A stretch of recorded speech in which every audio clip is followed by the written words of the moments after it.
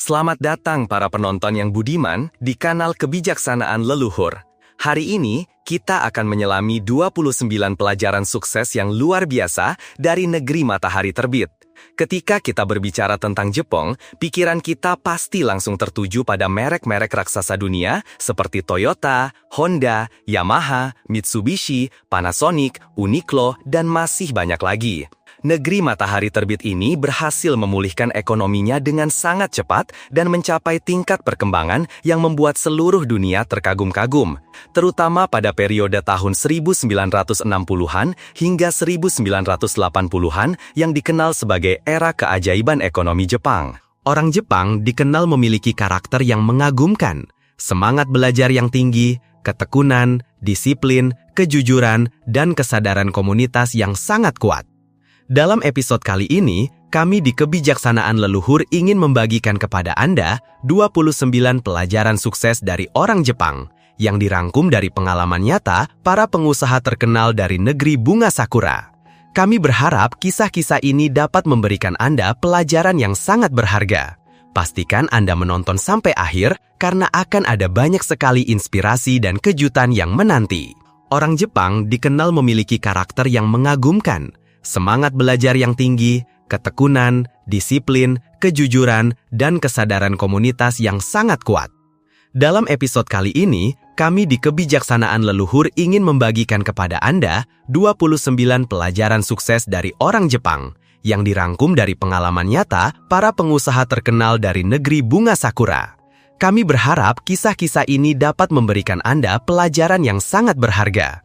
Pastikan Anda menonton sampai akhir karena akan ada banyak sekali inspirasi dan kejutan yang menanti. Suatu hari, secara kebetulan, Budi melewati jalan itu dan melihat papan pengumuman toko B.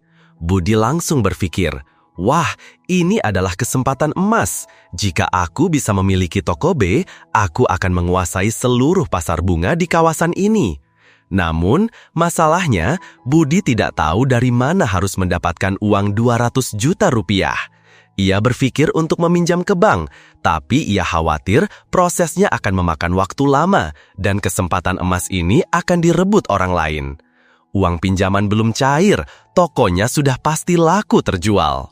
Ia mencoba meminjam dari teman-temannya, tetapi tidak mungkin bisa mengumpulkan uang sebanyak itu dalam waktu singkat. Setelah berbagai cara terasa buntu, Budi berkata pada dirinya sendiri, "Aku tidak boleh menyerah hanya karena kekurangan uang. Aku harus berpikir lebih keras untuk menemukan sebuah strategi bisnis yang cemerlang." Coba kita pikirkan, jika aku berhasil membeli toko B, siapa saja yang akan diuntungkan? Tentu Pak Wiryo untung karena tokonya laku. Aku juga untung karena bisa menjual lebih banyak bunga. Tunggu dulu. Ibu Siti, pemilik agen pemasok bunga langgananku, juga pasti akan ikut diuntungkan.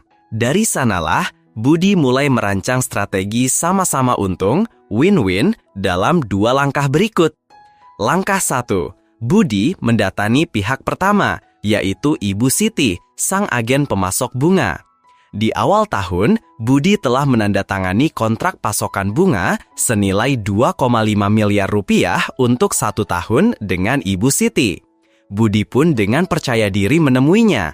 "Selamat siang Bu Siti, hari ini saya datang membawa sebuah kontrak baru senilai 2,5 miliar rupiah lagi untuk Ibu." Ibu Siti sangat terkejut dan gembira. "Oh, benarkah? Terima kasih banyak Budi." Budi melanjutkan, "Tentu Bu. Tapi dengan satu syarat, Ibu harus membeli kontrak baru ini seharga 50 juta rupiah. Ibu Siti berpikir sejenak, hanya mengeluarkan 50 juta untuk mendapatkan tambahan kontrak senilai 2,5 miliar, ini jauh lebih menguntungkan daripada biaya promosi dan iklan. Tentu saja, saya setuju. Luar biasa. Langkah 2, Budi kemudian mendatangi pihak kedua, yaitu Pak Wiryo, pemilik toko B.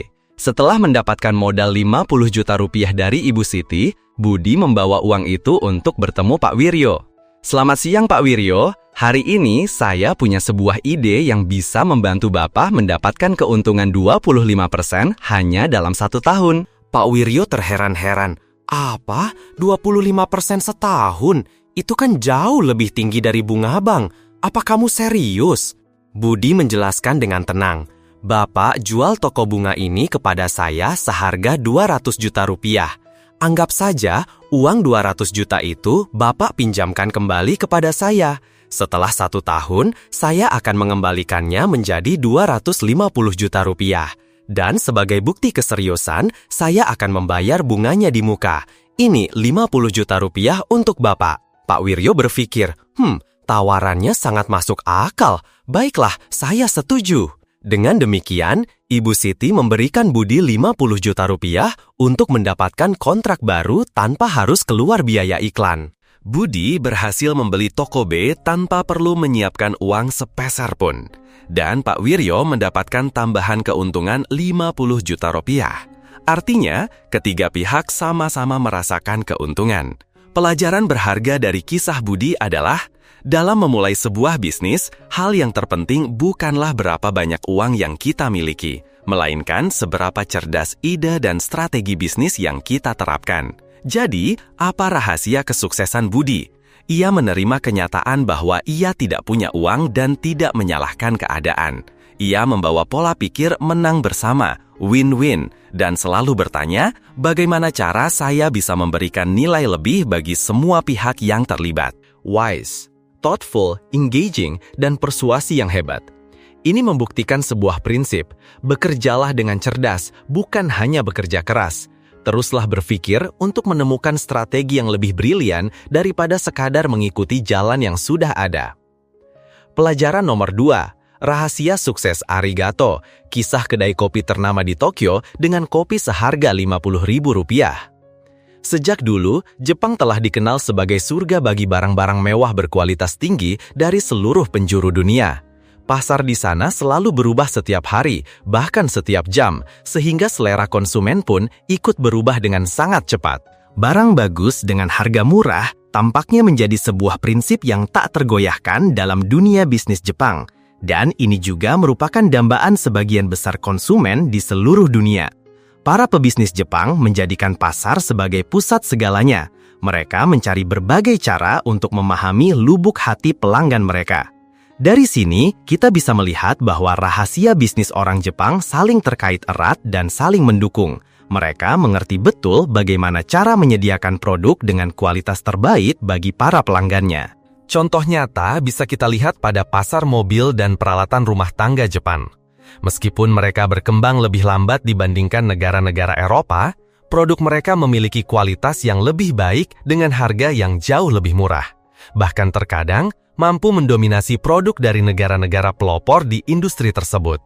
Rahasia bisnis orang Jepang terletak pada manajemen kualitas yang sempurna dan keterampilan manajemen biaya yang unik. Namun, terkadang kita menemukan kasus yang seolah menentang semua logika itu, yang berlawanan dengan hukum dan prinsip dasar dunia bisnis. Pemilik kedai kopi Arigato, Pak Akira, menetapkan harga yang luar biasa tinggi untuk secangkir kopi. Selama ini kita tahu, jika ingin dagangan laris, penjual harus berusaha menekan harga untuk menarik pembeli. Tapi bagi Pak Akira, itu tidak berlaku. Kedai kopi di Tokyo sangat banyak, dan harga 100 yen untuk secangkir kopi saja sudah dianggap sangat mahal. Pak Akira, sang pemilik kedai Arigato, memiliki jenis kopi yang istimewa di tangannya. Menjualnya dengan harga biasa terasa seperti merendahkan kualitas produknya sendiri. Oleh karena itu, ia menetapkan harga 500 yen untuk setiap cangkir kopi di kedainya. Pak Akira tersenyum. Secangkir kopi seharga 500 yen. Angka yang diajukan Akira ini menimbulkan gelombang kehebohan di antara para pecinta kopi dan mereka yang penasaran. Apa isinya sampai harganya 500 yen secangkir? Ada yang datang karena penasaran, tetapi ada juga yang datang untuk menunjukkan citra mewah dan berkelas bagi diri mereka. Lalu, dari mulut ke mulut, kabar pun menyebar. Pengunjung yang datang ke Arigato semakin hari semakin ramai. Awalnya, banyak yang datang hanya untuk sekedar tahu bagaimana rasanya kopi seharga 500 yen. Namun, setibanya di sana, mereka justru merasa Arigato menjualnya terlalu murah. Ternyata, Arigato tidak hanya menjual kopi, tetapi juga menjual cangkirnya. Cangkir yang digunakan terbuat dari kaca impor dari Prancis yang harganya saja sudah 400 yen. Ditambah lagi dengan tulisan arigato dan kopi nikmat di dalamnya, harga 500 yen terasa sangat murah. Dan rasanya aneh jika di rumah hanya punya satu cangkir saja.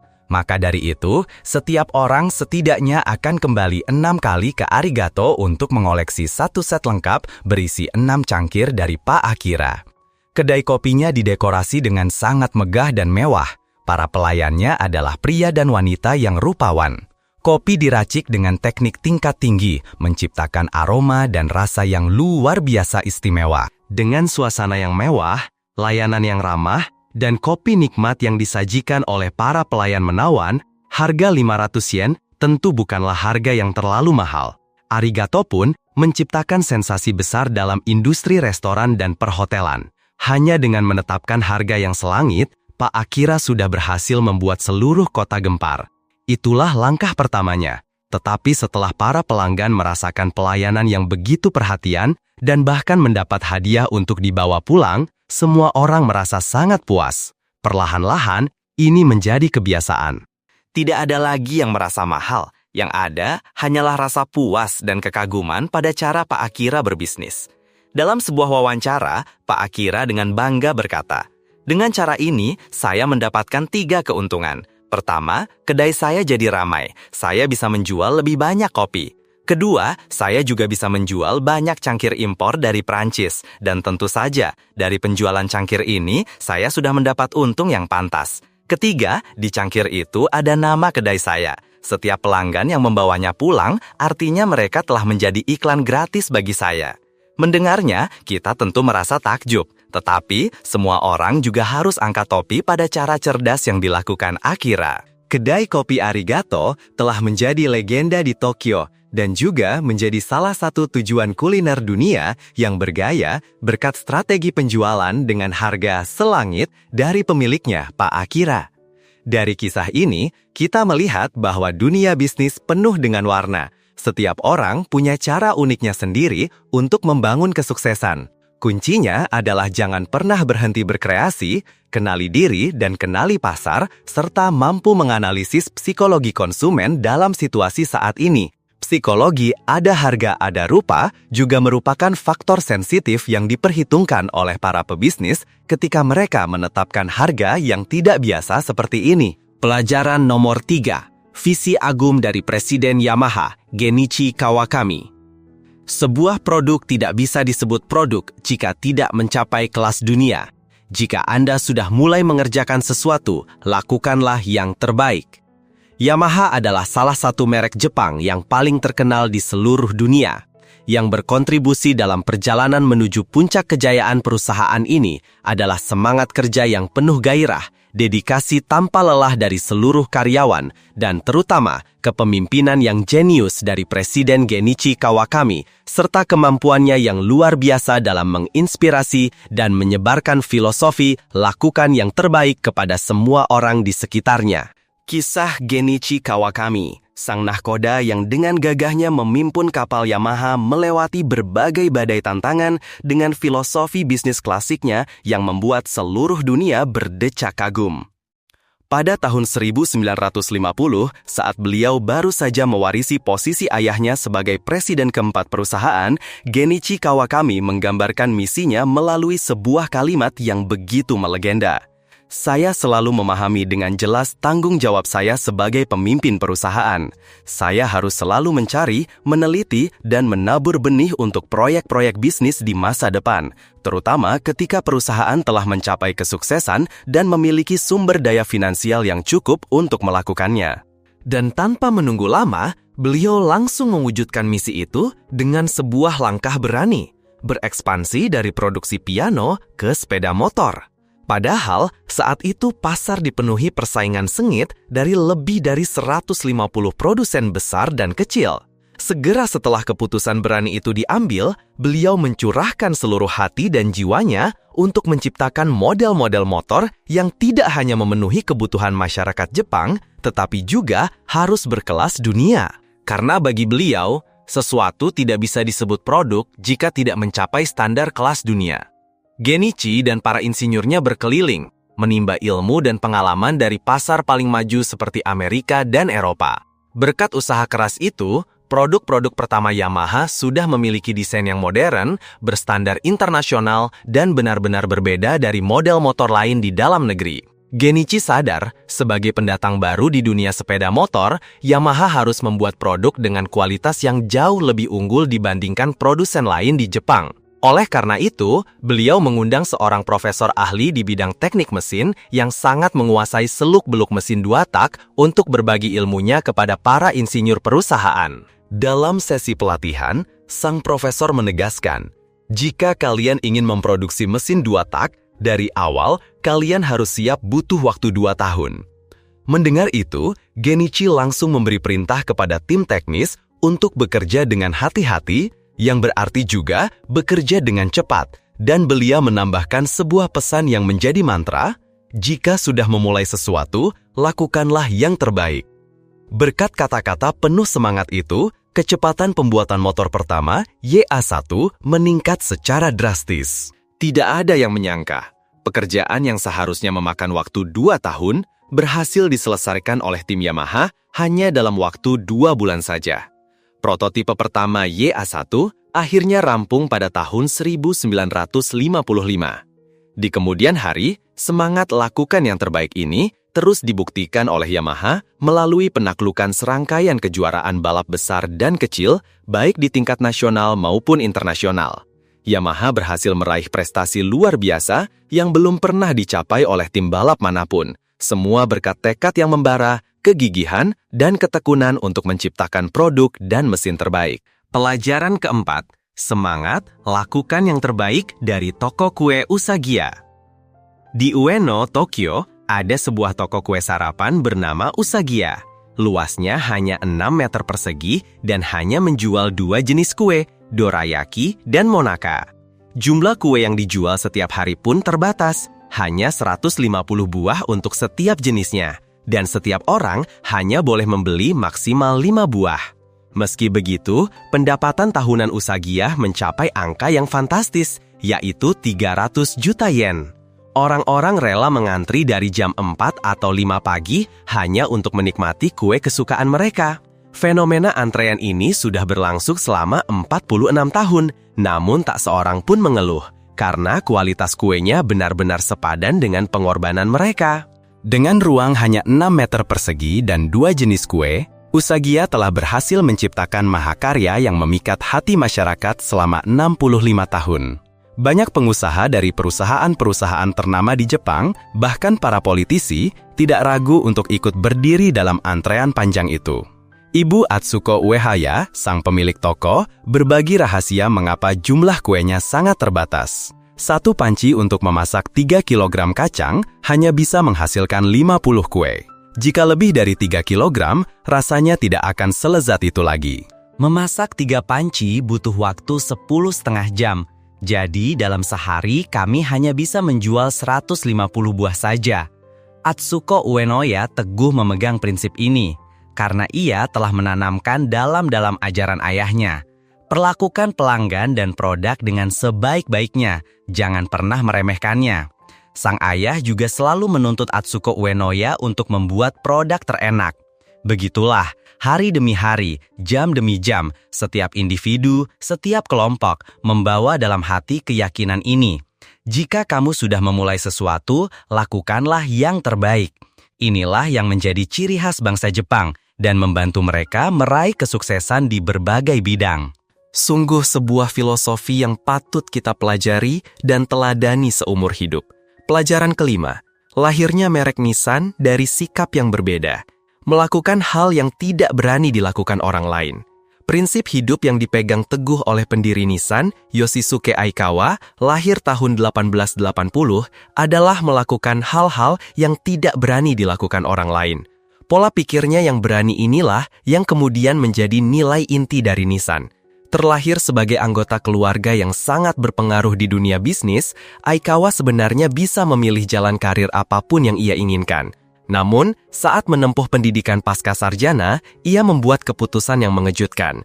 Ia memilih untuk menjadi seorang montir dengan bayaran yang sangat kecil. hanya 45 sen untuk kerja seharian penuh di Shiba Urasei Sakusho, yang sekarang kita kenal sebagai Toshiba. Ia bekerja di sana tanpa pernah mengungkapkan identitas asli maupun latar belakang pendidikannya yang tinggi.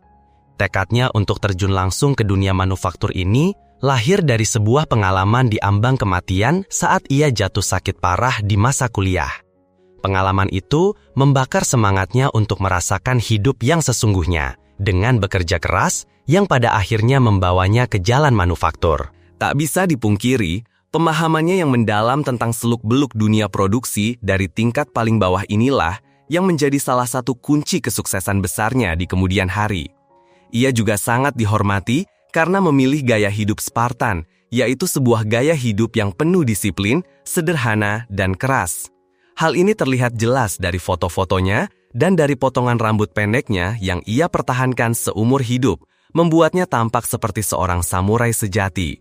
Tak berhenti di situ, Aikawa kemudian berlayar ke Amerika Serikat dan bekerja sebagai montir di sebuah pabrik pengecoran besi milik perusahaan Gold Coupler. Selama lebih dari setahun, ia menyerap berbagai teknologi dan teknik baru. Yang menarik teman-teman, masa ketika Aikawa menimba ilmu di Amerika bertepatan dengan tahun berdirinya General Motors. Melihat langsung perkembangan industri otomotif, sebuah bidang yang benar-benar baru saat itu, Aikawa menyadari bahwa industri ini memiliki potensi yang tak terbatas. Karena itulah, ia memilih untuk kembali ke tanah kelahirannya, Jepang, untuk mendirikan beberapa perusahaan dan mengakuisisi perusahaan lainnya. Namanya pun mulai dikenal di dunia industri dan sosial sebagai seorang pengusaha muda yang sangat dinamis. Aikawa menjadi begitu yakin akan masa depan industri otomotif dan ia menegaskan bahwa Jepang harus bisa memproduksi mobil-mobil dengan kualitas yang luar biasa. Memasuki awal tahun 1930-an, Aikawa merasa inilah saat yang tepat. Ia pun mengambil langkah besar dengan mendirikan Jidosha Seizo Kabushiki Kaisha di Yokohama pada tanggal 26 Desember 1933 bersama dengan Nihon Sangyo sebagai salah satu pendirinya. Kemudian, dalam rapat umum pemegang saham pertama pada tanggal 30 Mei 1934, Jidosha Seizo Kabushiki Kaisha secara resmi berganti nama menjadi Nissan Motor Co. Dan menjadi anak perusahaan yang sepenuhnya dimiliki oleh Nihon Sangyo.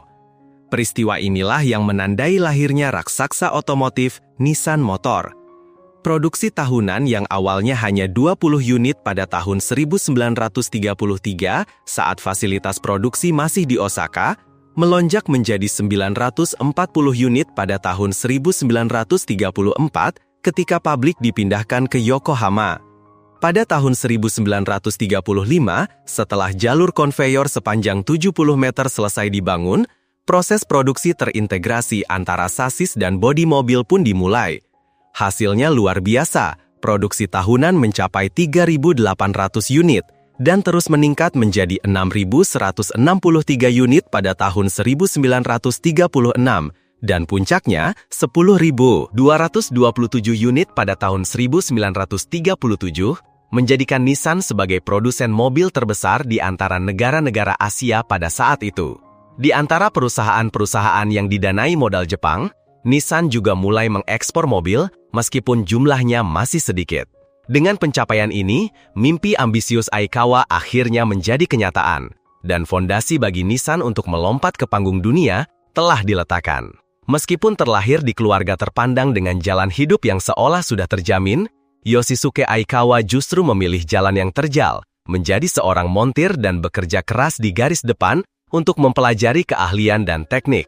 Meskipun terlahir di keluarga terpandang dengan jalan hidup yang seolah sudah terjamin, Yoshisuke Aikawa justru memilih jalan yang terjal, menjadi seorang montir dan bekerja keras di garis depan untuk mempelajari keahlian dan teknik. Ia adalah sosok yang mendedikasikan seluruh hidupnya untuk masa depan industri mobil di Jepang. Ia bukan hanya pendiri Nissan Motor, tetapi juga seorang tokoh besar yang telah menuliskan satu babak penting dalam sejarah industri otomotif Jepang. Yoshisuke Aikawa pantas dikenang sebagai salah satu orang paling hebat di Jepang. Pelajaran ke-6, kisah inspiratif dari pendiri Kyocera, Inamori Kazuo. Bekerja keraslah melebihi siapapun. Selalu ada dewa yang akan membantumu meraih kesuksesan. Hukum alam mengajarkan kita bahwa setiap upaya yang dilakukan adalah untuk bertahan hidup, untuk memelihara segala sesuatu di alam semesta, mulai dari setangkai bunga liar hingga kita, manusia. Inamori Kazuo, pendiri grup multinasional Kyocera, yang dijuluki sebagai Dewa Bisnis Jepang, mengajarkan bahwa untuk bisa bekerja lebih keras dari siapapun, pertama-tama kita harus mencintai pekerjaan kita.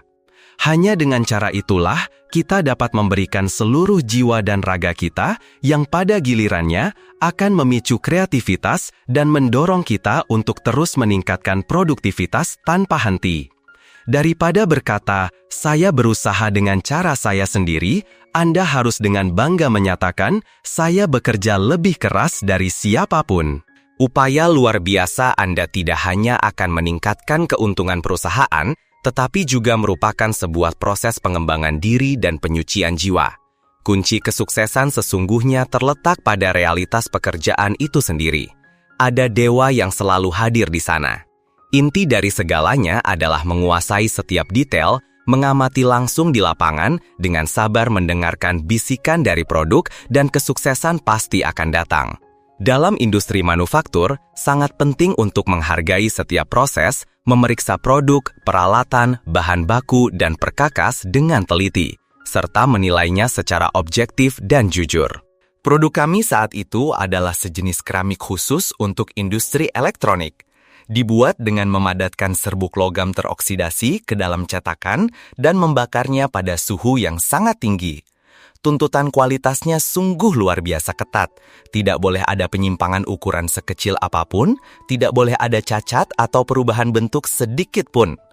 Saat perusahaan kami baru berdiri, setiap kali kami memasukkan produk ke dalam tanur pembakaran untuk uji coba, seluruh keramik itu melengkung dan bengkok, persis seperti cumi-cumi yang dipanggang. Setelah melalui percobaan yang tak terhitung jumlahnya, saya akhirnya menemukan penyebabnya. Tekanan pemadatan yang tidak merata menyebabkan kepadatan serbuk logam di bagian atas dan bawah tidak seragam, yang membuat produk menjadi melengkung. Meskipun penyebab teknisnya sudah ditemukan, memperbaikinya dalam praktek ternyata luar biasa sulit. Setelah berpikir keras, mencari solusi, dan mencoba berulang kali tanpa hasil, saya memutuskan untuk melubangi dinding tanur agar bisa melihat dengan mata kepala sendiri bagaimana produk itu melengkung dan berubah bentuk. Dan saya melihat sesuatu yang menakjubkan. Ketika suhu meningkat, produk-produk itu seolah menari-nari, melompat-lompat seperti makhluk hidup. Tidak peduli bagaimana cara saya membakarnya, mereka terus melompat seolah-olah sedang menggoda saya. Menyaksikan pemandangan itu, timbul keinginan kuat dalam diri saya untuk memasukkan tangan dan menekan produk itu agar diam. Tentu saja, tidak ada orang waras yang akan memasukkan tangannya ke dalam tanur bersuhu ribuan derajat.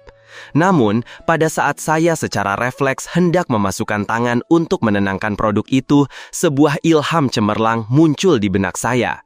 Setelah itu, kami meletakkan sebuah lempengan berbahan cordierite di atas produk dan melanjutkan proses pembakaran. Hasilnya, keramik yang keluar dari tanur tidak lagi melengkung. Saya merenungkan hal ini dalam-dalam. Jawabannya ternyata selalu ada di tempat kerja, di lapangan. Namun, untuk mendapatkan jawaban secara spiritual, kita harus memiliki tekad yang membara, semangat pantang menyerah. Secara fisik, kita harus mencurahkan perhatian penuh untuk mengamati lapangan, memahami setiap detail, melihat, mendengar, dan menyelidiki dengan saksama. Hanya dengan cara itulah, kita dapat mendengar bisikan sang produk dan menemukan jalan keluar. Mungkin cara penyelesaian saya terdengar tidak ilmiah, atau dengan kata lain, tidak sesuai dengan cara berpikir seorang insinyur. Namun kenyataannya, dari kedalaman pemikiran, dari ketajaman pengamatan kita, kehidupan yang tersembunyi di dalam benda-benda mati, di dalam produk, di dalam alat-alat produksi, akhirnya akan berbicara kepada kita. Dari momen-momen komunikasi antara manusia dan benda seperti itulah, kami menemukan solusi yang sempurna, dan hasilnya adalah kami mampu menciptakan produk yang begitu presisi, seolah-olah ketajamannya bisa menggores tangan. Teruslah berusaha, jangan pernah menyerah, karena selalu ada dewa yang akan membantumu meraih kesuksesan. Pelajaran nomor 7, semangat berani bermimpi dan bertindak dari Masayoshi Son, pimpinan SoftBank. Hidup ini terlalu singkat untuk melakukan hal-hal sepele.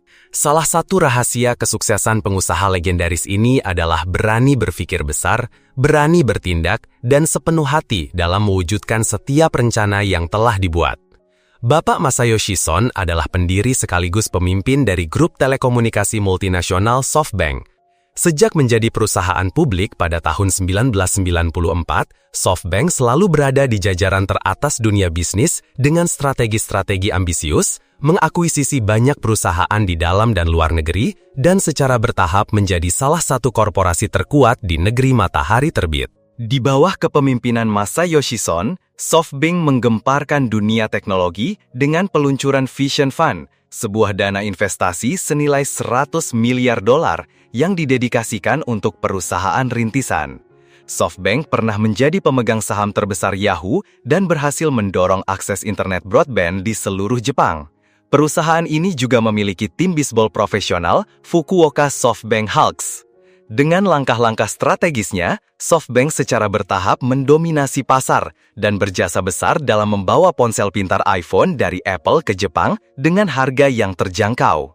Hingga hari ini, SoftBank Mobile, anak perusahaan SoftBank, telah menjadi operator seluler terbesar ketiga di Jepang. Bos SoftBank, Masayoshi Son, dikenal sebagai sosok dengan kepribadian yang luar biasa dan tidak biasa. Pengusaha ini memiliki visi jangka panjang dan tekad yang begitu kuat, sungguh mengagumkan. Tahukah Anda, Masayoshi Son pernah hampir kehilangan segalanya saat terjadi gelembung.com yang membuatnya rugi hingga $70 miliar. Bayangkan, 99% dari total kekayaannya lenyap begitu saja. Namun, Masayoshi Son memulai kembali dari nol. Tekadnya yang membaja membantunya bangkit dari kegagalan, karena ia selalu memegang prinsip, hidup ini terlalu singkat untuk melakukan hal-hal sepele. Sebagai pengusaha yang berani, Masayoshi Son adalah salah satu pebisnis pertama di dunia yang bertemu dengan taipan bisnis Donald Trump setelah ia terpilih sebagai Presiden Amerika Serikat. Dalam pertemuan itu, Masayoshi Son berkomitmen untuk menginvestasikan $50 miliar ke dalam ekonomi AS dan menciptakan 50.000 lapangan kerja. Masayoshi Son adalah seorang visioner yang seolah terobsesi dengan masa depan. Dengan visinya yang jauh ke depan, ia telah membangun rencana untuk SoftBank hingga 300 tahun mendatang. Miliarder ini juga telah merambah ke industri kecerdasan buatan dan bisnis energi surya ketika Jepang mencari sumber energi alternatif yang bersih dan aman. Tidak hanya menjadi orang terkaya di Jepang, Masayoshi Son juga dinobatkan oleh Forbes sebagai pengusaha paling menarik di Jepang dan masuk dalam 10 tokoh paling berpengaruh di dunia menurut Bloomberg Businessweek.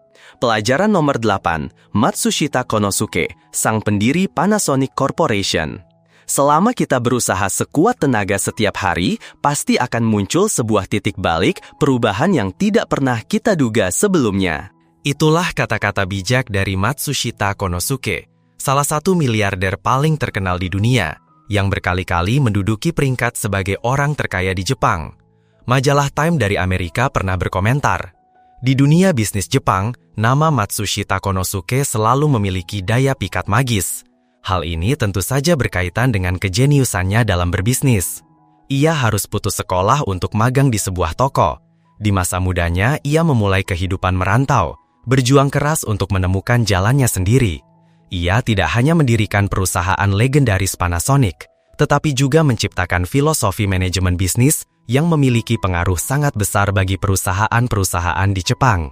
Ia telah membangun sebuah kerajaan bisnis untuk dirinya yang bertahan hingga hari ini.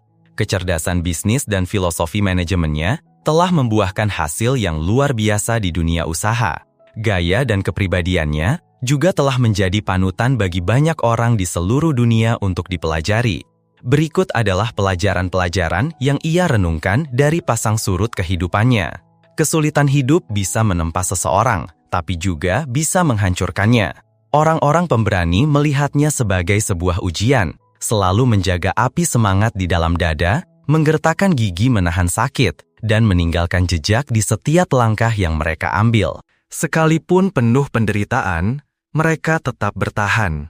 Sebaliknya, mereka yang berjiwa lemah selalu ragu di persimpangan jalan, tidak berani menghadapi tantangan, bahkan ada yang nekat menempuh jalan yang salah. Saat itu, saya masih sangat kecil.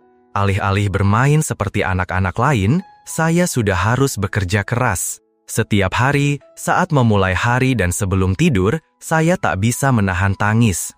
Hal itu berlangsung selama sekitar 2 minggu, sampai air mata saya seolah mengering. Lalu, suatu hari, pemilik toko menghampiri saya dan memberikan segenggam uang. Katanya, "Ini upahmu."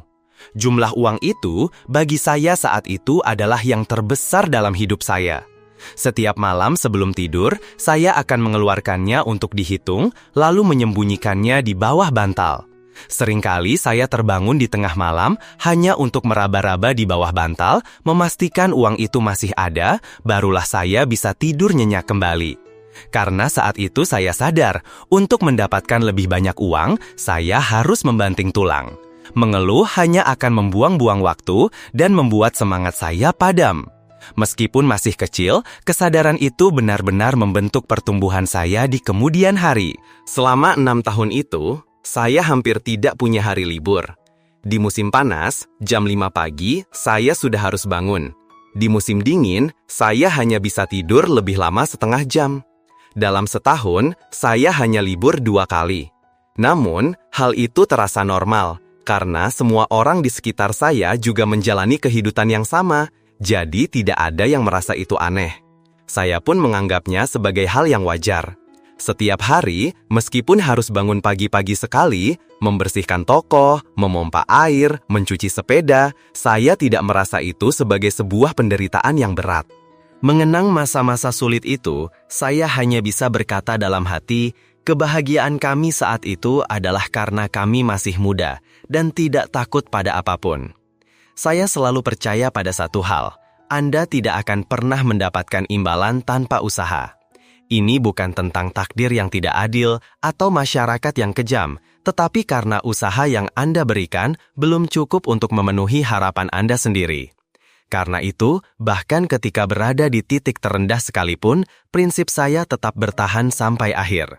Perlahan tapi pasti, saya mulai mendapatkan kepercayaan dari pelanggan dan mitra bisnis. Berpegang pada keyakinan ini, saya tidak pernah putus asa. Namun, mari kita renungkan sejenak. Ketika seseorang berada dalam situasi yang sangat buruk dan tidak beruntung, siapapun pasti akan mudah tenggelam dalam pesimisme dan keputusasaan. Kuncinya adalah, sekalipun Anda terpuruk karena kesulitan, segeralah bangkit dan jangan pernah kehilangan harapan. Saya percaya, selama kita berusaha sekuat tenaga setiap hari, pasti akan datang titik balik yang tidak pernah kita duga. Tunggulah saat-saat sulit itu berlalu, maka kesempatan akan datang dengan sendirinya. Jadi, seperti bunga sakura yang menanti musim semi tiba, Anda harus dengan tenang menunggu waktu yang tepat datang.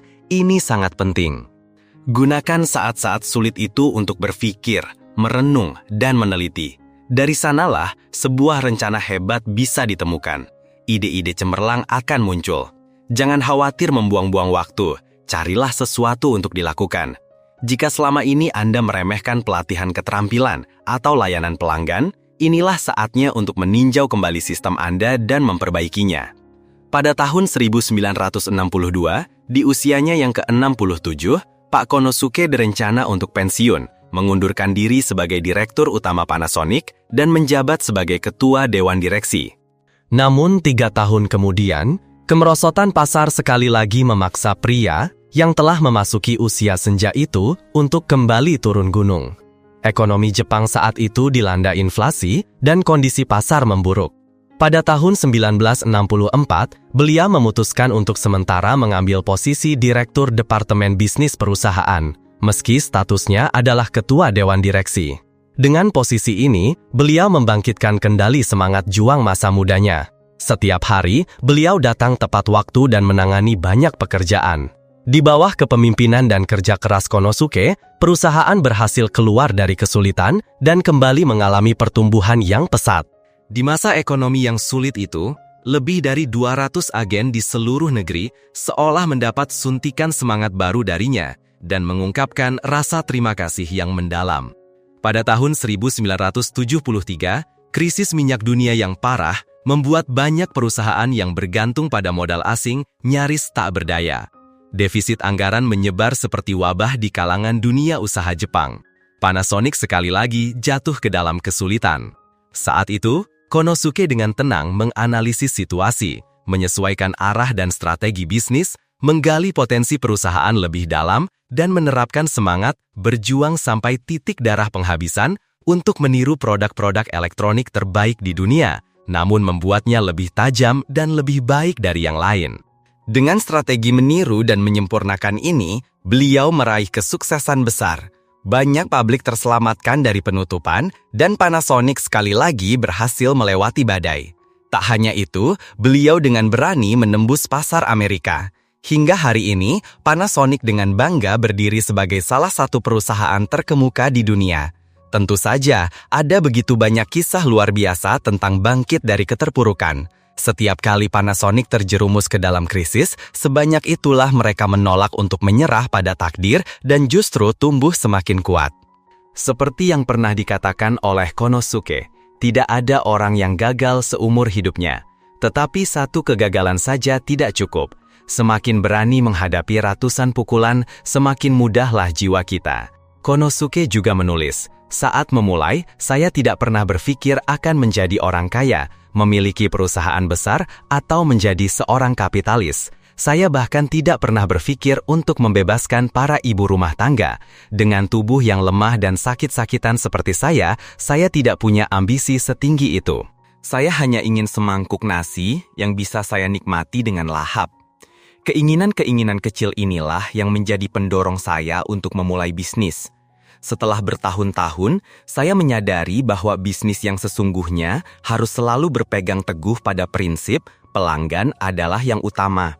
Bisnis harus didasari oleh kepercayaan, bukan keuntungan sesaat. Justru karena prinsip inilah kami semakin dipercaya oleh pelanggan. Bisnis pun berjalan semakin lancar.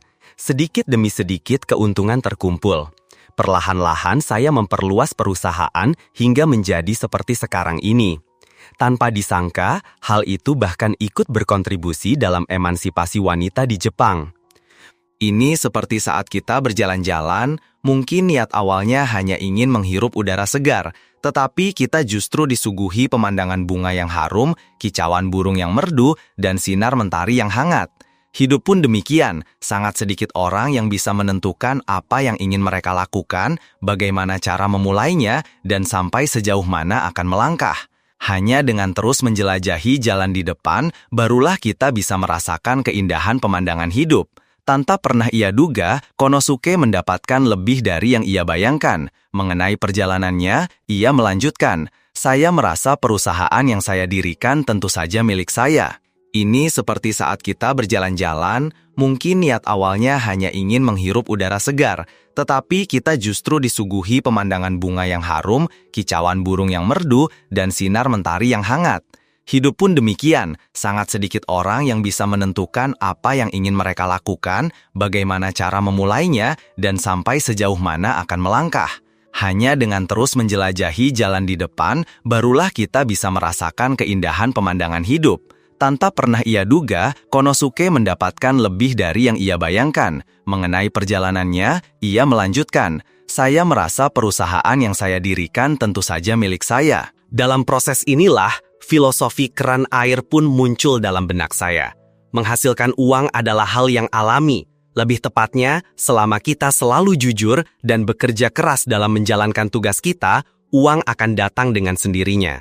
Ini adalah salah satu pelajaran mendalam yang saya peroleh selama bertahun-tahun. Selama Anda terus berusaha, dalam kondisi apapun, Anda tidak akan terhambat oleh penderitaan, tidak akan terkalahkan. Karena itu adalah takdir, kita harus belajar menerimanya. Saya berharap semua orang selalu menjaga hati yang muda agar memiliki keberanian dan semangat juang untuk berusaha sekuat tenaga. Dengan begitu, kita tidak akan mengecewakan diri sendiri dan hidup ini. Jalan kehidupan memiliki banyak persimpangan. Saya harap Anda tidak pesimis, tidak menyerah, dan tetap tenang dalam memandang masalah. Selama niat awal tidak berubah, fajar pasti akan menyingsing. Takdir tidak akan pernah kejam pada orang-orang yang berusaha. Percayalah pada arti sebuah usaha. Selalu percaya bahwa jika seseorang mengerahkan seluruh kemampuannya, tanpa peduli pada ketenaran atau keuntungan, hanya fokus mengejar yang terbaik, itulah kesuksesan yang sejati. Pelajaran nomor 9, Soichiro Honda, sang pendiri Honda Motor Company. Kesuksesan hanya bisa diraih melalui kegagalan yang berulang dan introspeksi diri. Orang yang bangkrut bukanlah orang yang tidak punya uang sepeser pun, melainkan orang yang tidak lagi memiliki mimpi. Setelah lebih dari 7 dekade berkembang, Honda kini memiliki sekitar 430 anak perusahaan di seluruh dunia, dengan total nilai mencapai 24,5 miliar dolar AS, yang utamanya memproduksi sepeda motor, mobil, dan produk-produk elektronik lainnya. Di bidang otomotif, merek asal Jepang ini termasuk dalam 10 besar merek paling berharga di industri manufaktur mobil global, menurut data statistik Statista pada tahun 2020. Soichiro Honda lahir pada tahun 1906 di Yamagami, desa Komyo, yang sekarang dikenal sebagai Tenryu di prefektur Shizuoka, Jepang.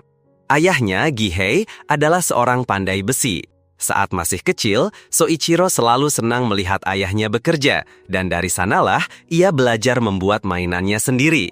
Harta warisan yang sesungguhnya diterima Soichiro dari ayahnya adalah kecintaannya yang mendalam pada dunia mekanik. Sebelum membangun karirnya yang gemilang, Soichiro telah menghadapi kegagalan yang tak terhitung jumlahnya.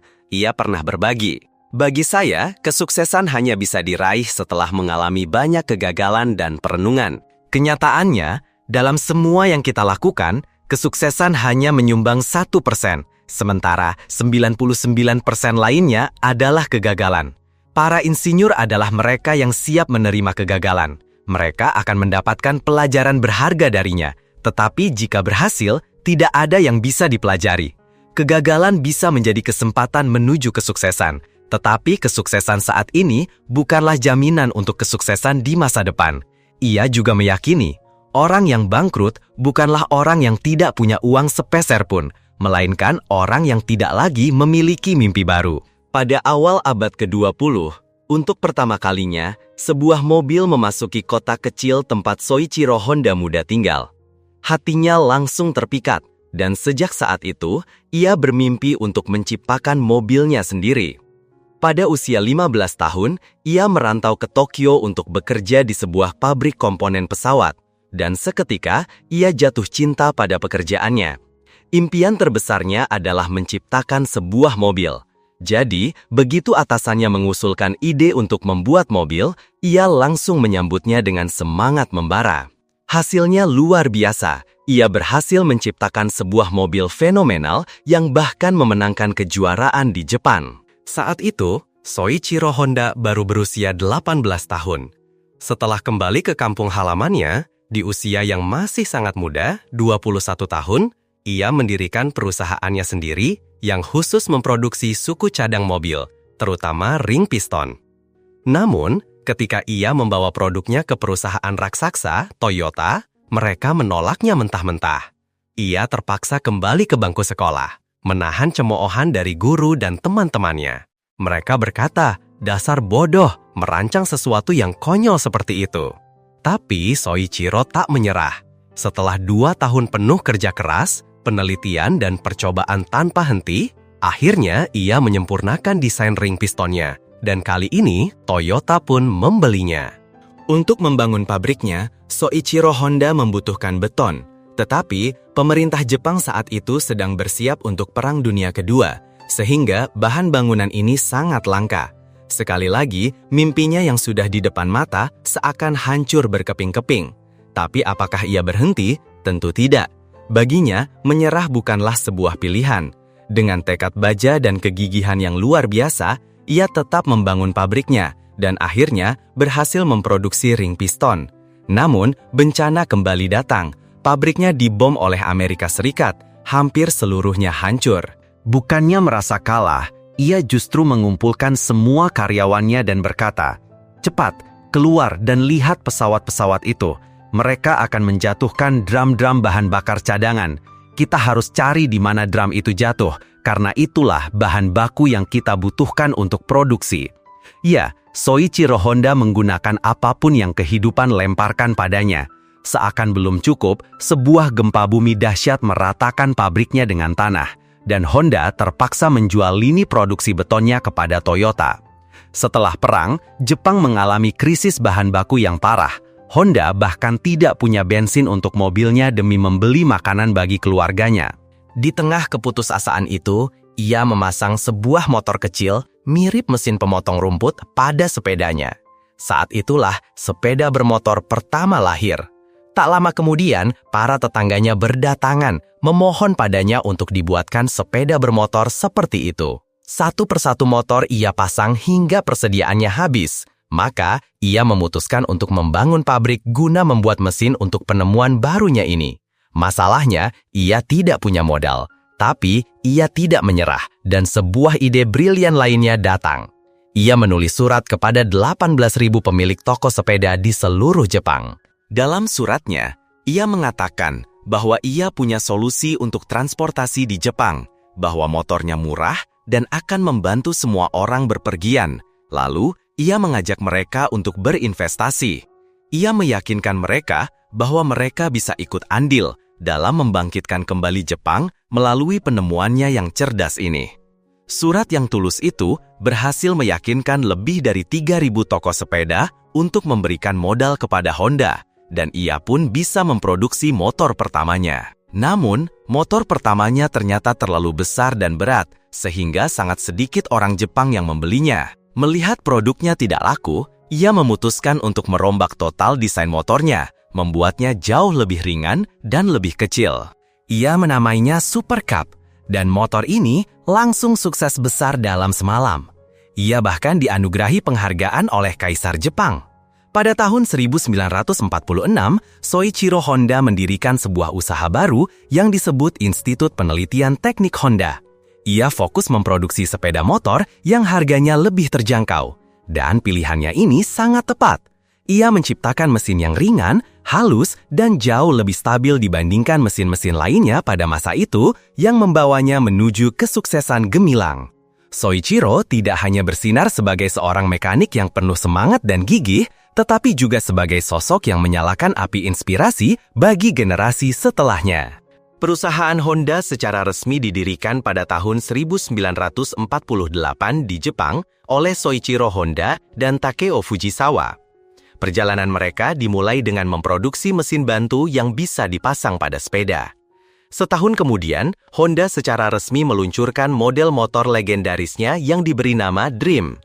Pada bulan Oktober 1949, Honda Motor Company berhasil menciptakan sepeda motor ringan pertama di dunia, Honda Dream. Soichiro memberinya slogan Power of Dreams atau kekuatan mimpi, karena ia merasa bahwa dengan produk ini, semua mimpinya akan menjadi kenyataan. Hanya dalam beberapa bulan, penjualan meroket begitu cepat, hingga kapasitas produksi pabrik yang mencapai 1.500 unit dalam 9 bulan, sebuah rekor pada zaman itu, tetap tidak mampu memenuhi permintaan. Kecepatan pertumbuhan perusahaan Honda adalah sesuatu yang hampir tidak bisa dipercaya oleh siapapun saat itu. Pada tahun 1953, serangkaian produk strategis seperti Bentley dan skuter pertama Honda, Juno, diluncurkan. Namun sayangnya, tidak laku di pasaran. Perusahaan sekali lagi harus berjuang dalam krisis keuangan yang hebat, berada di ambang kebangkrutan. Di tengah keputusasaan itu, Soichiro kembali dengan ide yang luar biasa, yang dianggap gila pada saat itu, berpartisipasi dalam balapan paling bergengsi di dunia, Isle of Man Tourist Trophy Race. Beliau mengeluarkan pernyataan yang paling berani pada masanya. Kita tidak perlu menang di Jepang, saya ingin menaklukkan dunia terlebih dahulu. Namun, ketika beliau tiba di Titi, tempat balapan itu diadakan, apa yang Soichiro lihat membuatnya sangat terkejut. Beliau seolah-olah dihantam oleh kecepatan motor-motor dalam balapan itu. Tidak mungkin kita bisa menang. Saya telah membuat kesalahan besar, pikirnya. Namun, beliau tidak pernah menyerah pada mimpinya. Pada bulan Juni 1959, 5 tahun setelah mengumumkan niatnya, tim balap Honda, tim pertama dari Jepang, secara resmi berpartisipasi dan berhasil finish di urutan ke-6 di kelas 120 cc. Pada tahun 1961, mereka mengguncang dunia di balapan legendaris TT. Tim balap Honda menyapu bersih semua gelar di kelas 125 cc dan 250 cc dengan merebut 5 posisi teratas. Pada tahun 1974, Honda meluncurkan Honda Civic, mobil pertama yang memenuhi standar emisi bersih Amerika yang sangat ketat, sesuatu yang bahkan tidak bisa dilakukan oleh produsen mobil raksasa Amerika dan Toyota pada saat itu. Dan di puncak kejayaannya, Soichiro berkata kepada rekan-rekan dan para penggemarnya, "Apa yang orang lihat dari kesuksesan saya hanyalah 1%, tetapi apa yang tidak mereka lihat adalah 99% sisanya. Itulah kegagalan-kegagalan saya." Meskipun beliau telah berpulang pada tahun 1991, kisah hidupnya akan selamanya menjadi sumber inspirasi yang tak pernah padam bagi banyak generasi. Kehidupan Soichiro Honda, sang pendiri Honda Motor Company yang termasyhur, adalah sebuah rangkaian panjang dari usaha tanpa henti dan kreativitas yang tak terbatas. Beliau bangkit dari masa kecil yang sulit, memulai bisnis hanya dengan tangan kosong, berkali-kali menghadapi kegagalan, namun berhasil membangun sebuah perusahaan raksasa, Honda. Menghormati setiap individu. Salah satu filosofi yang menjadi jantung operasi di Honda adalah, di Honda, kualitas sumber daya manusia sangatlah dijunjung tinggi, yang tercermin dalam budaya menghormati setiap individu. Diresmikan pada tahun 1956, filosofi ini berakar pada keyakinan bahwa setiap manusia adalah versi unik dengan kemampuan berpikir, bernalar, dan menciptakan nilai yang berbeda-beda. Oleh karena itu, Honda berusaha keras untuk memelihara dan mengembangkan kekuatan khas setiap individu, memberi mereka kesempatan untuk berkembang sebaik mungkin dan berkontribusi pada kemajuan perusahaan secara keseluruhan. Filosofi ini diwujudkan melalui 3 elemen berikut. Inisiatif, mendorong setiap individu untuk berpikir kreatif dan bertindak atas inisiatif pribadi mereka, tidak hanya meniru ide-ide yang sudah ada. Pada saat yang sama, mereka harus memahami bahwa mereka bertanggung jawab atas hasil dari keputusan yang mereka ambil. Kesetaraan, mengakui dan menghormati perbedaan setiap individu dan memperlakukan satu sama lain secara adil. Ras, jenis kelamin, usia, agama, asal negara, latar belakang pendidikan, status sosial atau ekonomi tidak mempengaruhi kesempatan setiap individu. Kepercayaan, hubungan antara rekan kerja di Honda dibangun di atas dasar saling percaya. Kepercayaan ini diciptakan dengan kesediaan untuk membantu orang lain, menerima bantuan ketika merasa kurang, berbagi pengetahuan, dan berusaha tulus untuk menyelesaikan tanggung jawab. Selain itu, kebijakan manajemen Honda juga bertujuan untuk menjunjung tinggi nilai-nilai kemanusiaan dan mendorong semangat belajar tanpa henti. 1. Selalu maju dengan ambisi dan semangat pembaruan. 2. Mengembangkan ide-ide baru berdasarkan teori dan menggunakan waktu secara efisien.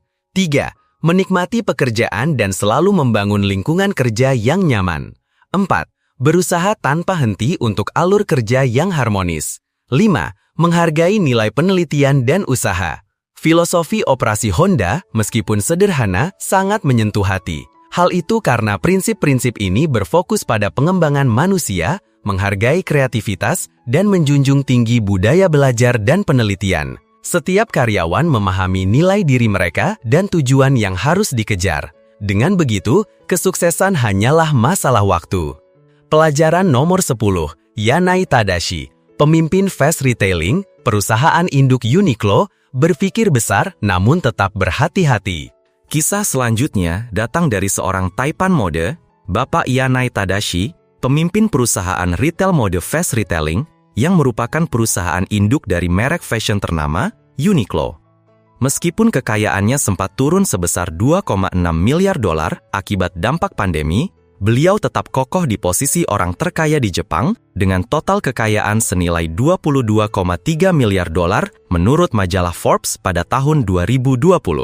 Memulai usahanya dari sebuah toko pakaian kecil di Provinsi Hiroshima pada tahun 1984, Kini, fast retailing telah menjadi salah satu peritel pakaian terbesar di Asia dengan merek-merek fashion ternama seperti Uniqlo, merek Prancis Comptoir des Cotonniers, Princess Tam, dan merek pakaian dari Amerika, Theory. Tuan Yanai Tadashi sendiri mengakui bahwa dirinya adalah seorang introvert. Saya jarang sekali berbincang dengan orang lain. Saya merasa sudah cukup dengan diri saya sendiri. Jadi, kebutuhan untuk berkomunikasi dengan orang lain tidak terlalu besar. Ia adalah seorang penyendiri yang begitu gemar membaca biografi para pengusaha dan pemimpin legendaris, seperti Konosuke Matsushita, pendiri Panasonic, dan Soichiro Honda, pendiri Honda. Saya tidak yakin apakah Anda akan menganggap ini sebagai kisah bisnis biasa, tetapi kisah-kisah mereka terasa begitu nyata, sama persis dengan pengalaman yang saya lalui.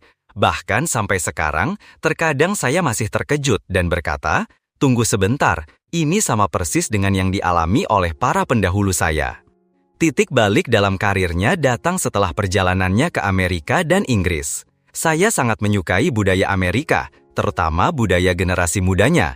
Karena itu, saya sering mengunjungi Amerika dan Inggris sejak saya masih mahasiswa, untuk belajar dari para pengusaha di industri mode. Saat itu, saya membaca tentang seorang pengusaha bernama Leslie Wexner dari L Brands, pemilik Victoria's Secret, yang berhasil meraup keuntungan 1.000 miliar yen atau setara dengan 9 miliar dolar Amerika dalam waktu yang sangat singkat.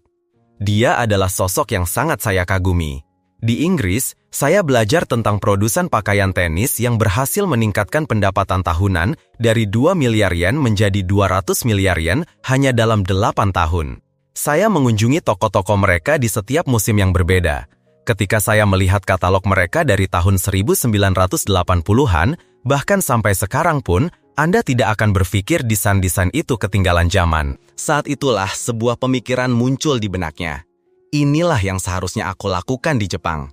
Impian untuk membangun bisnisnya sendiri, menciptakan perusahaan hebat seperti itu, mulai membara di dalam dirinya.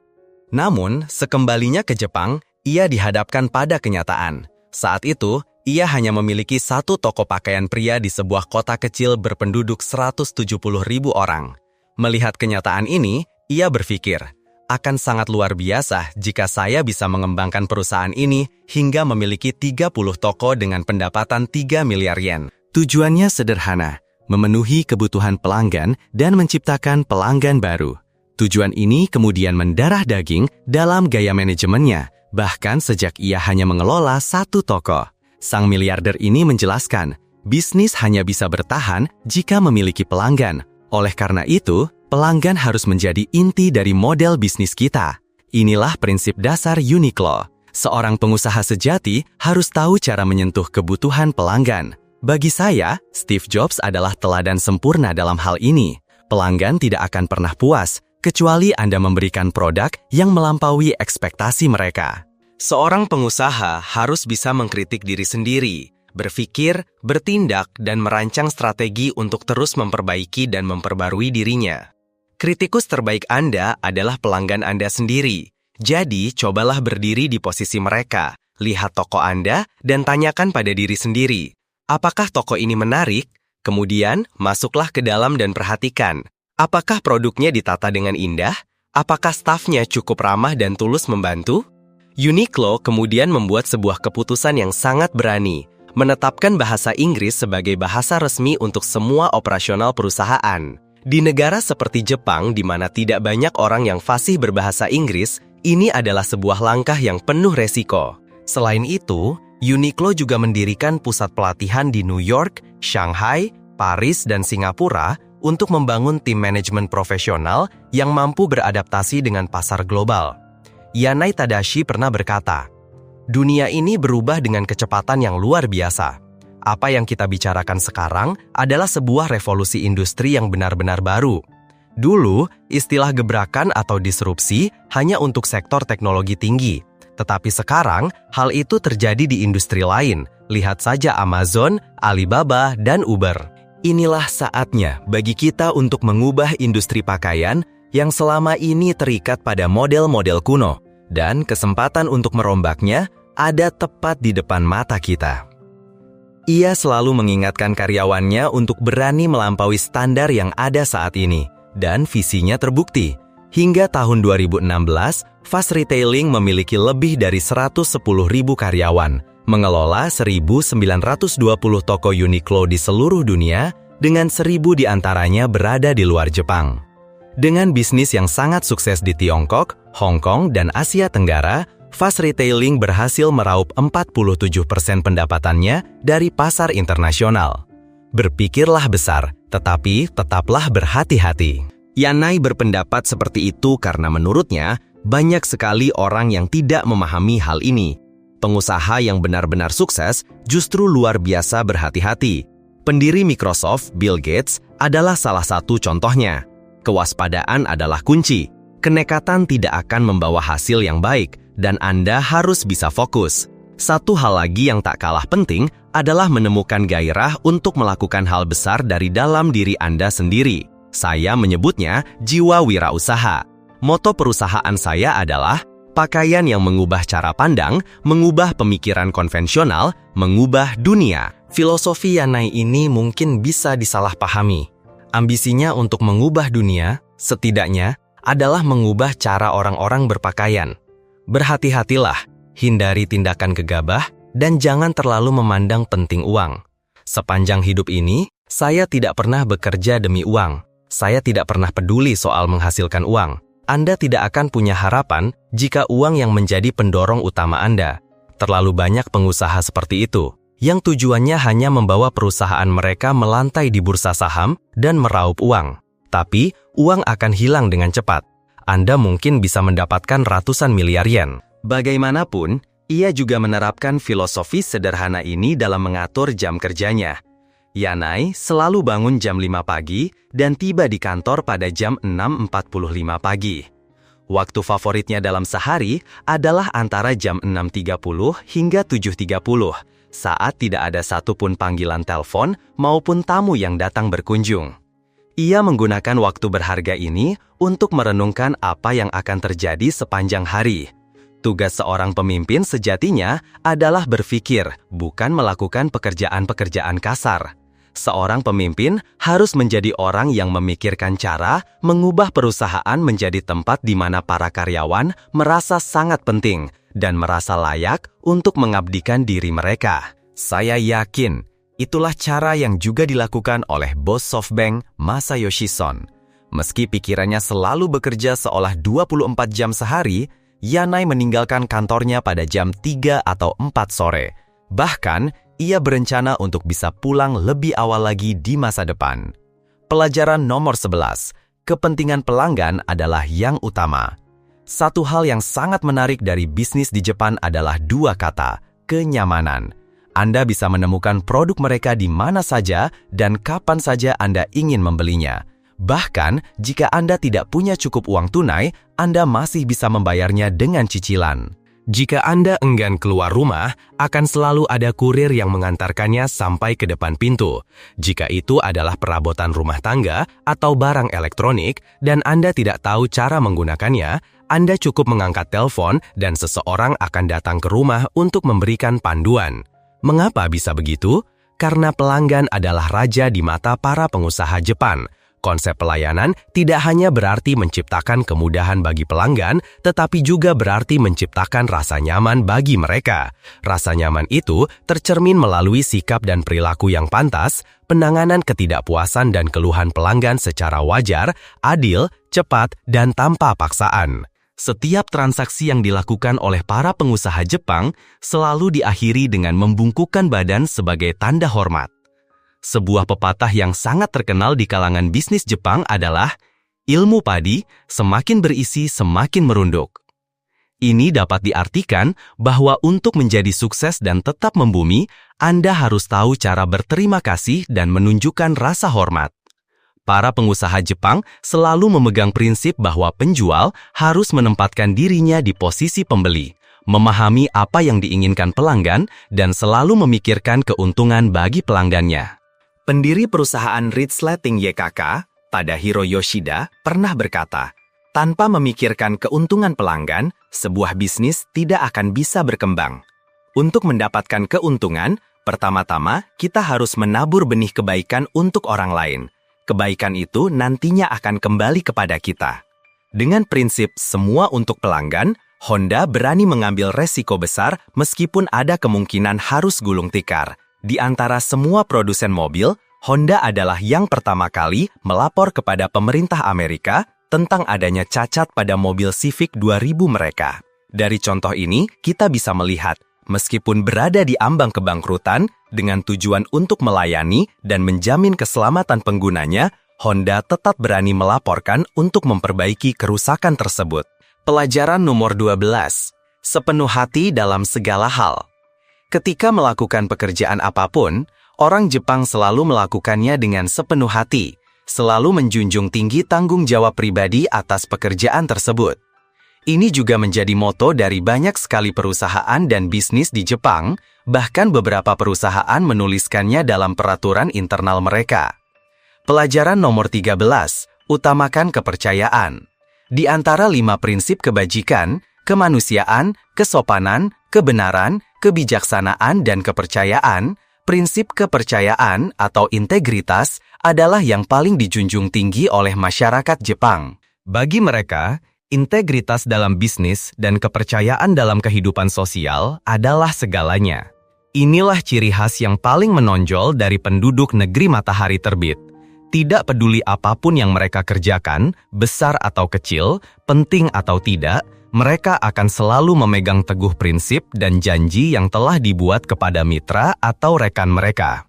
Prinsip inilah yang telah membawa kesuksesan luar biasa bagi bangsa Jepang.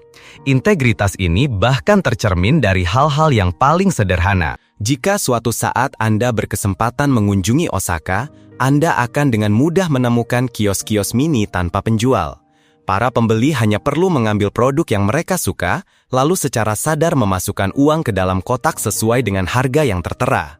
Di beberapa provinsi seperti Hokkaido, Sapporo, atau Osaka, para pembeli bahkan tidak perlu menitipkan tas mereka saat berbelanja di sebagian besar toko. Dalam dunia kerja, semua hal diperiksa dan diawasi dengan sangat ketat untuk menghindari kesalahan. Namun, jika Anda bertanya tentang pengawasan kejujuran, hal itu mungkin tidak akan pernah ada.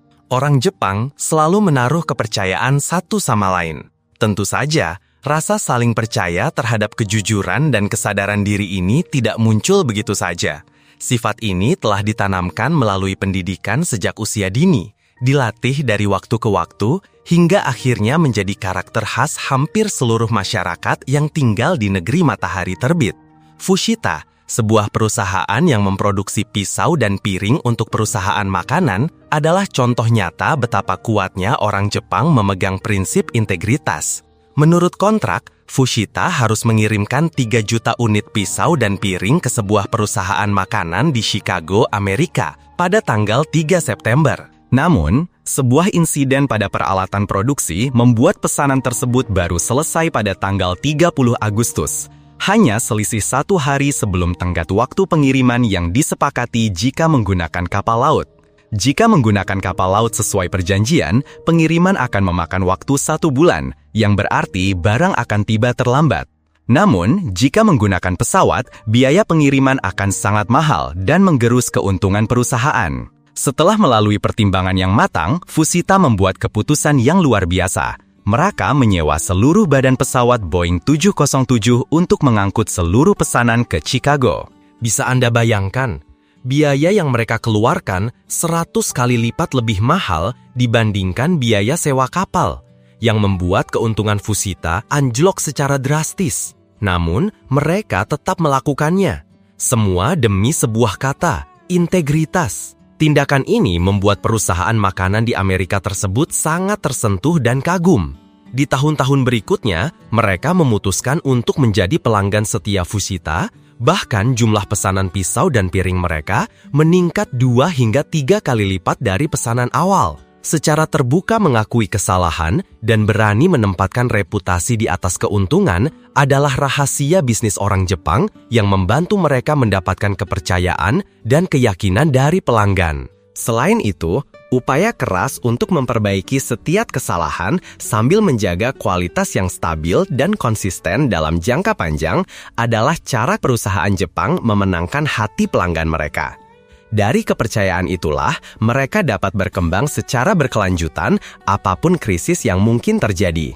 Pelajaran ke-14, menghargai kartu nama saat bertemu. Langkah pertama untuk memulai sebuah percakapan bisnis adalah saling bertukar kartu nama. Dalam etiket Jepang, ritual ini disebut Meishi Kokan.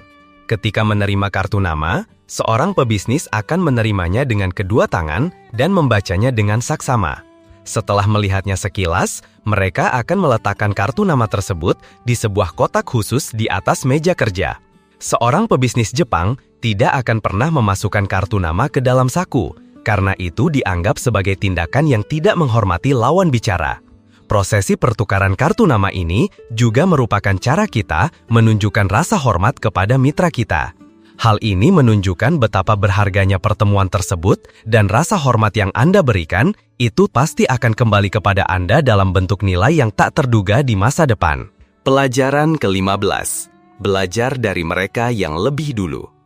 Dalam pertemuan-pertemuan di Jepang, mereka akan selalu menyampaikan gagasan mereka secara langsung kepada orang-orang dengan jabatan tertinggi untuk menjelaskan rencana mereka.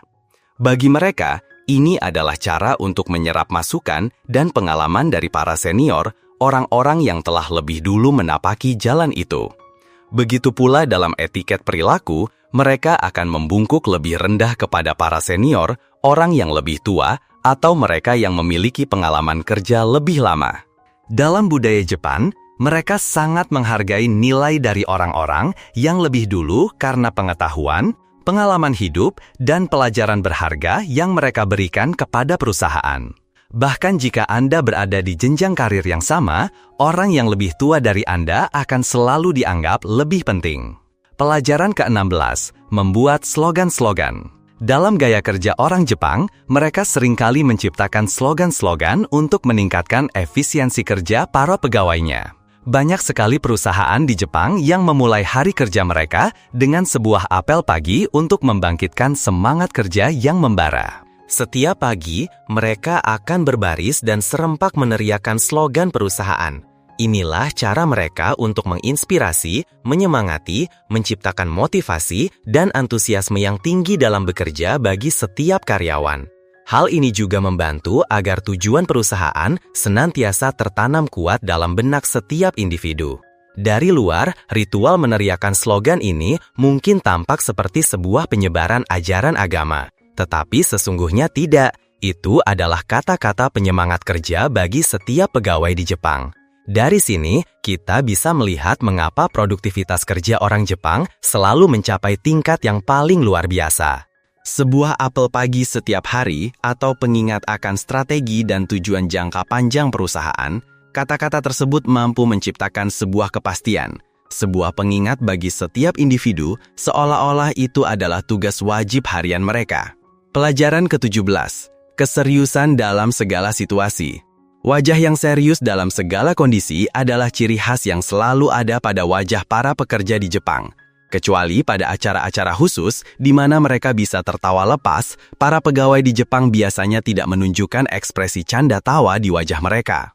Mereka selalu menahan emosi di wajah dan menggantinya dengan ekspresi yang serius sebagai bagian dari etos kerja mereka. Terutama di dalam rapat, mereka akan berbicara dengan suara pelan dan sangat hati-hati. Pelajaran ke-18, selalu menghargai hubungan. Orang Jepang menempatkan hubungan di atas segalanya. Hal ini seringkali menjadi yang pertama dibahas dalam setiap hubungan baru.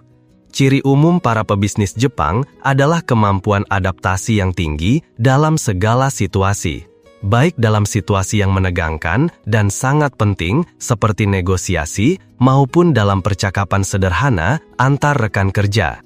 Kemampuan mereka dalam berbicara memberikan pesona yang istimewa. Gaya bicara mereka menciptakan perasaan nyaman dan simpati pada lawan bicara. Berkat hal itu, peluang keberhasilan untuk memenangkan kontrak pun menjadi sangat tinggi. Berkenalan dan berkomunikasi dengan orang-orang yang memiliki kedudukan dan jabatan adalah aspek yang diperhatikan oleh orang Jepang untuk mendapatkan lebih banyak peluang dalam bisnis baru. Mereka merasa berkewajiban untuk setia pada kontrak yang telah mereka tanda tangani. Bahkan setelah kontrak itu selesai, mereka tetap menghormati mitra mereka. Seorang pebisnis yang hebat adalah orang yang tahu cara membangun jembatan di mana saja. Dari situ, Anda pun akan meningkatkan nilai diri Anda. Gestur-gestur seperti memberikan potongan kue yang lebih besar kepada teman, menyediakan tempat terbaik saat memasuki restoran, atau membiarkan tamu berdiri di tengah saat berfoto adalah bagian dari kehidupan sehari-hari di negeri matahari terbit. Rumah-rumah tradisional Jepang bahkan memiliki kursi khusus untuk tamu di depan tokonoma, sebuah ceruk di dinding, agar tamu tampak menonjol dengan latar belakang kaligrafi, vas bunga, dan keramik milik tuan rumah. Orang Jepang memiliki banyak cara untuk mempererat hubungan dalam kehidupan. Pelajaran ke-19. Bersyukur atas kehidupan. Manusia tidak bisa hidup seorang diri. Kita hidup berkat udara, air, makanan, keluarga, rekan kerja, dan seluruh masyarakat. Kita hidup karena segala sesuatu yang ada di sekitar kita. Oleh karena itu, kita harus bersyukur karena telah diberi kehidupan. Dengan belajar bersyukur atas kehidupan, jiwa kita akan terasa lebih tentram dan damai. Jika Anda tersenyum dan mengucapkan terima kasih kepada orang-orang di sekitar Anda, keluarga, dan teman-teman, mereka pun akan membalasnya dengan senyuman. Sebuah ucapan terima kasih tidak hanya membantu membersihkan jiwa Anda, tetapi juga membuat orang-orang di sekitar merasa lebih bahagia, sehingga terciptalah suasana yang penuh kebahagiaan. Sebaliknya, orang-orang yang selalu merasa tidak puas dengan hidupnya, tidak hanya membuat batinnya tidak stabil, tetapi juga membuat orang-orang di sekitarnya merasa tidak nyaman. Pelajaran ke-20. Berbuat baik dan tanpa henti membantu sesama.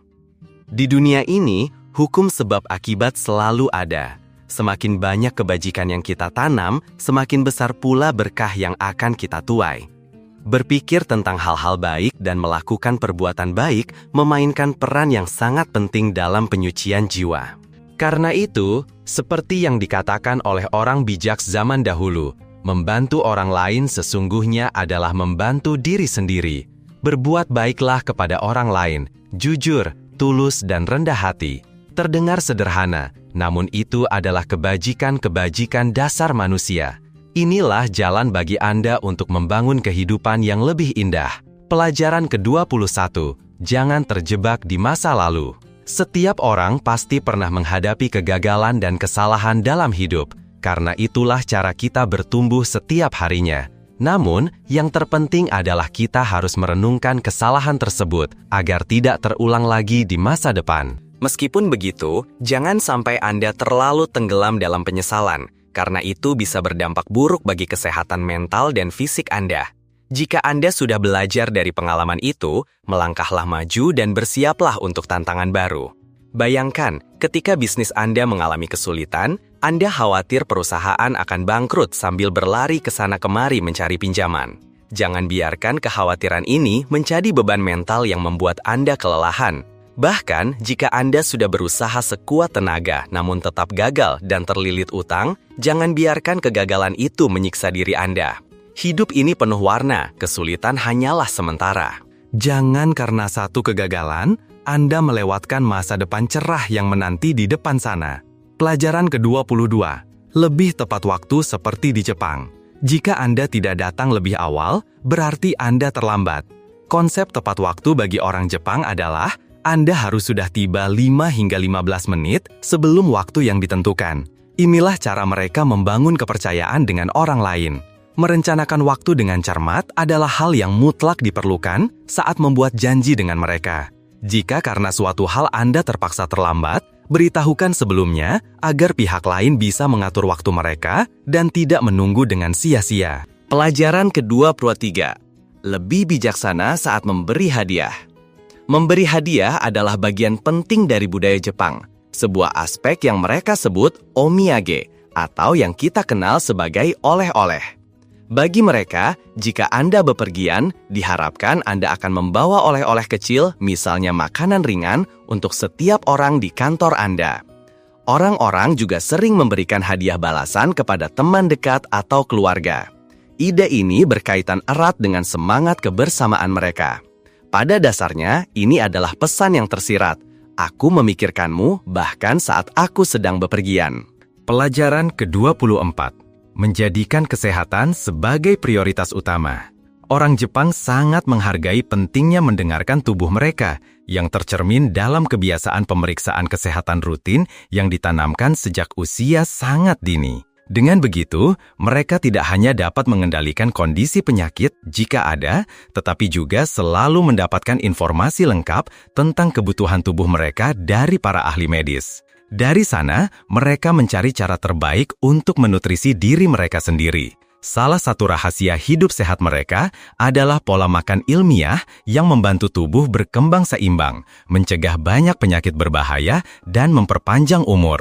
Dari sana, mereka mencari cara terbaik untuk menutrisi diri mereka sendiri. Salah satu rahasia hidup sehat mereka adalah pola makan ilmiah yang membantu tubuh berkembang seimbang, mencegah banyak penyakit berbahaya, dan memperpanjang umur.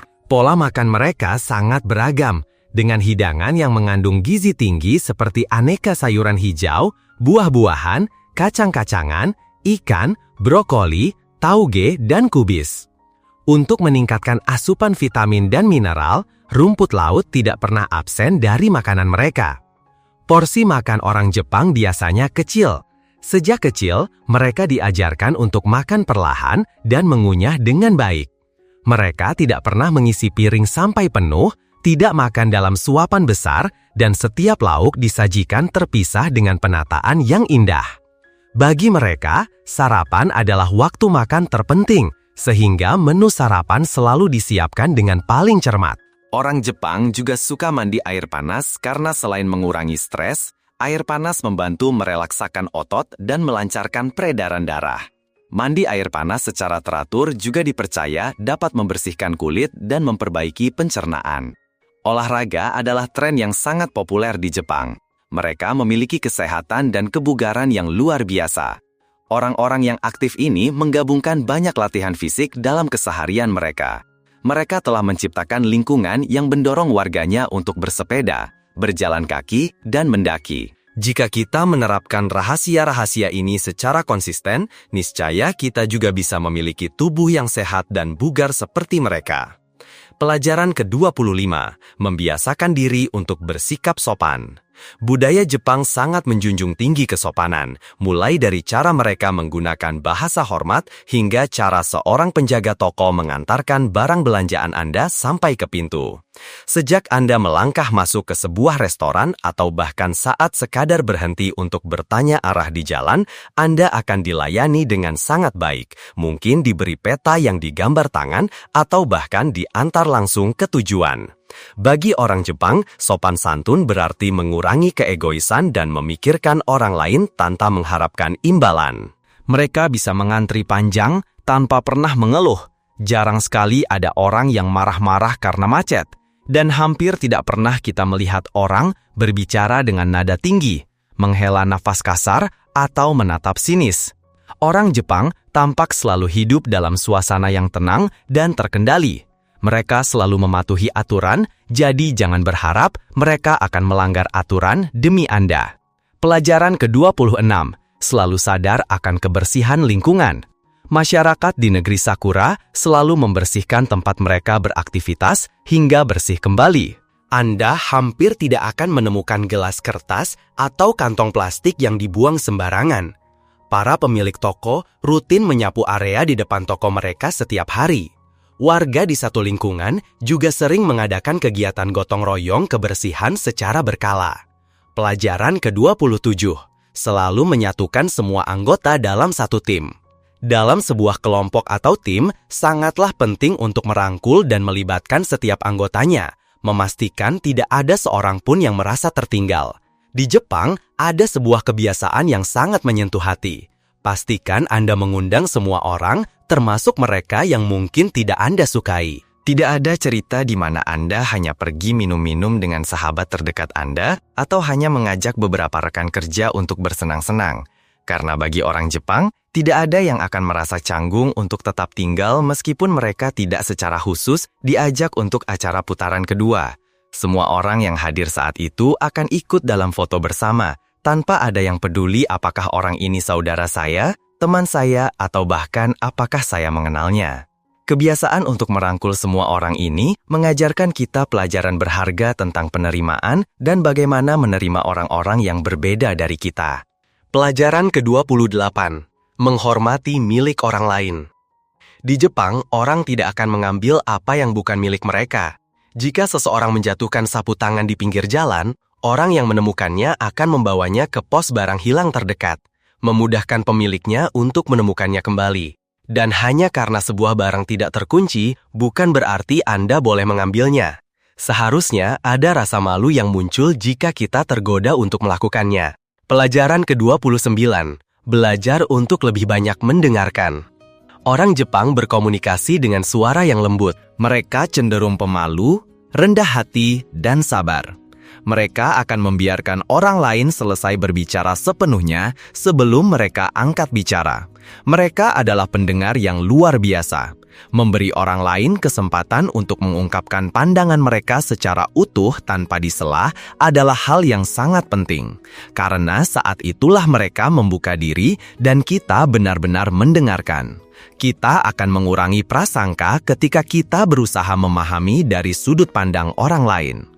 Ketika kita berhenti berdebat dan mulai berdiskusi, secara otomatis kita akan merendahkan nada suara kita dan tidak akan ada yang mendominasi percakapan. Orang Jepang juga sangat menghargai keheningan atau jeda yang muncul di tengah percakapan sebagai bentuk penghormatan. Terima kasih telah menemani perjalanan kita hingga akhir di channel Kebijaksanaan Leluhur. Jika Anda merasa pelajaran hari ini bermanfaat dan menyentuh hati, jangan ragu untuk menekan tombol suka, berlangganan, dan bagikan video ini kepada orang-orang yang Anda sayangi. Kami juga ingin sekali mendengar pemikiran Anda. Pelajaran mana yang paling berkesan bagi Anda? Silahkan tinggalkan jejak Anda di kolom komentar di bawah.